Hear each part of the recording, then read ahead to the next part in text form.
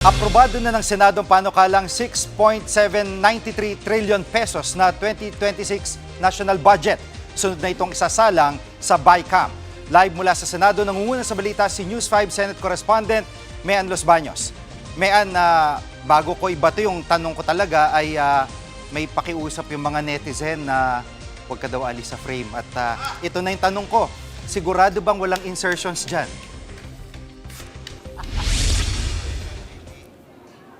Kamagalala, Jiggy, hindi na kita walk outan. But anyway, joke lang. Ang sinasabi ng mga senadora, malinis ang 2026 national budget. Hindi lang malinis, kundi transparent. Mula sa committee hearings hanggang sa BICAM meetings. Yan ang pinapangako ng mga senadora. Dahil nagdesisyon nga ang Kongreso na i-live stream yung BICAM meetings na mangyayari mula sa darating na Biyernes hanggang sa Linggo, December 12 hanggang 14.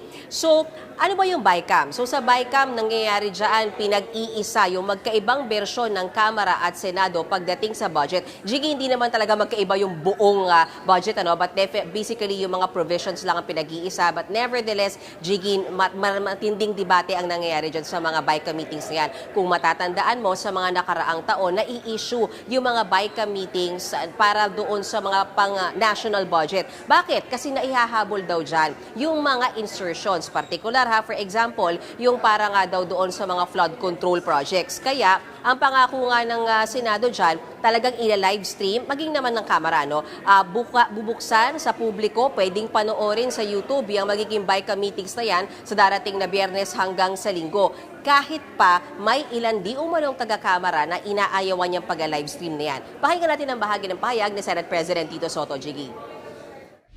Hindi ako mabayag na hindi naka-live stream. Naka-open, kitang-kita ng publiko, sino-sino naglagay ng ganito, sino-sino nagpasok niyan, anong budget para sa mga tatlong pinakamahalaga, DepEd,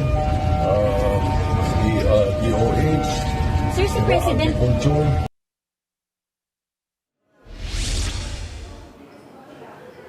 Jiggy, pangungunahan ni Senate Finance Committee Win Gatchalian yung Senate contingent para sa Bicameral Conference Committee. Contingent kasi yan ng House at saka ng Senate. Kasama rin sa Senate contingent, basahin ko na para wala akong makalimutan, sila Senators Mark Villar, Pia Cayetano, JV Ejercito, Loren Legarda, Francis Pangilinan, Erwin Tulfo, Camille Villar, mula yan sa majority block. Meron ding minority block na kasama si Senate contingent sa BICAM. Kasama na dyan sina Senators Bato de la Rosa, Bongo at Ivy Marcos. Naunang kasama sa listahan ni Senator Jinggoy Estrada, pero nagpatanggal siya dyan sa list ng kasama sa BICAM at hindi na niya sinabi kung ano yung dahilan. Jiggy.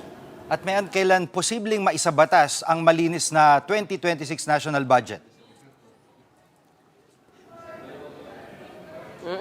December 22, inaasahang mararatipikahan yan ng mga senador at mga kongresista dahil inaasahan nga nila 3 days lang yung BICAM, talagang pukpukan, kaya nga wala ng weekend, walang holiday, kaya mula Friday hanggang Sunday magtatrabaho sila para after ng BICAM ng Sunday, ipiprint at pag-aaralan muli bago ratipikahan dahil ayaw nga raw nila yan na maaprubahan na summary lang, kailangan mabasa as much as possible yung buong book na yan ng budget. And then, bago matapos ang taon, ay inaasahan na malalagdaan na yan ni Pangulong Bongbong Marcos. Jiggy, yan ang latest mula dito sa Senado at gaya ng pako ko, hindi kita winokoutan ngayon. Balik sa'yo, Jiggy. Ayan, walang iwanan talaga yan. Yan po ang ulat ni Mean Los Baños live mula sa Senado. Mga kapatid, Jiggy Manikad po, pagdating sa mahalagang balita sa loob at labas ng bansa, dapat una sa lahat, mag-follow at mag-subscribe na sa social media pages ng News 5.